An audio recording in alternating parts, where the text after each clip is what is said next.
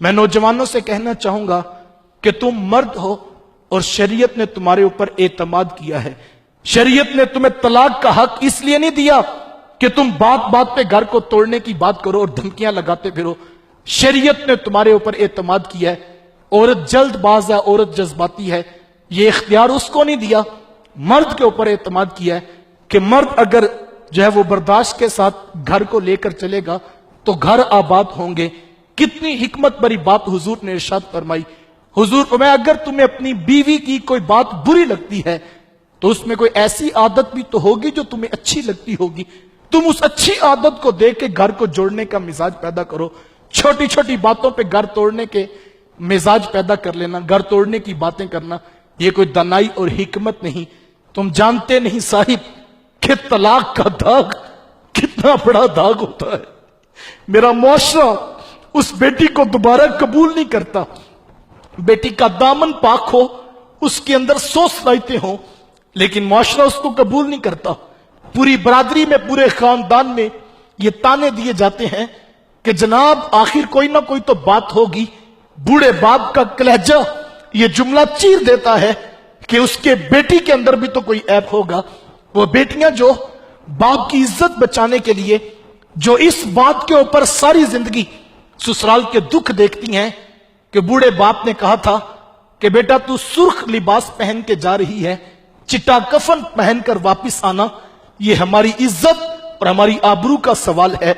वो जुल्म और सितम की शिकार और वो जुल्म और जबर के अंदर पीसी जाने वाली बेटी, उसके पास कोई आसरा नहीं सिवाय इसके कि वो अपने रब के हुजूर दुआएं मांगती है और कहती मालिक मेरे ससुराल वालों के दिल नरम कर दे। मैं पीछे भी नहीं पलट सकती और आगे भी मुझे अंधेरा नजर आता है। ये मुश्किल जिंदगी के अंदर मोहब्बत के दीप जलाओ। गलतियां हर किसी से हो जाती हैं, गलती का हो जाना बड़ी बात नहीं। गलतियों पे पर्दे डालने का मिजाज रखो। मैंने किसी दाना बीना बुजुर्ग का ये कौल सुना है। उन्होंने 2 बातें कही और कहा कि जब तुम अपनी बेटी की शादी कर दो तो कहा कि अपने कानों को बंद कर लो, कानों में आवाज नहीं आनी चाहिए। और जब तुम अपने बेटे की शादी कर लो फिर अपनी आंखों पे पर्दा कर लो। पूछा गया इसकी हिकमत और वजह क्या है? कहा जब तुम कानों पर हाथ रख लोगे और तुम्हारे कानों में आवाज नहीं जाएगी, बेटी ससुराल से जब वापस आएगी तो वो ससुराल की कोई बात सुनाएगी, तुम सुन लेना लेकिन इसको कान तक रखना। अगर बेटी की बातें सुनकर जज्बाती होकर फैसला करोगे तो घर टूट के बिखर जाएगा। जब बेटी ब्याह दो तो कानों से बहरे हो जाओ और कहा जब बेटा ब्याह दो तो फिर आंखों से अंधे हो जाओ। घर में बहू से बर्तन टूट जाए या घर में कोई और काम खराब हो जाए, आंखें बंद कर लेना कि बेटी मैंने तो देखा ही नहीं है। ये 2 उसूल घरों को जोड़ने के उसूल हैं। अपने घरों में नरमी का रवैया पैदा करो। 100% ठीक कोई भी नहीं होता, गलतियां कोताहियां हर शख्स के अंदर होती हैं। घरों को साथ लेकर घरों को आबाद करने का मिजाज पैदा करो। टूटते घर और वीरान जंगल होते हैं साहिब, इंसानों के घर मोहब्बत के साथ आबाद होते हैं।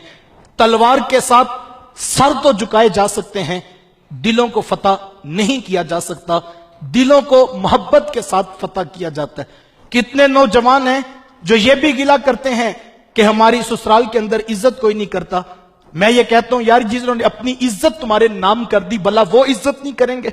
ये कैसे मुमकिन है कि जिन्होंने अपनी बेटी अपनी इज्जत तुम्हारे घर में बेच दी वो इज्जत क्यों नहीं करेंगे?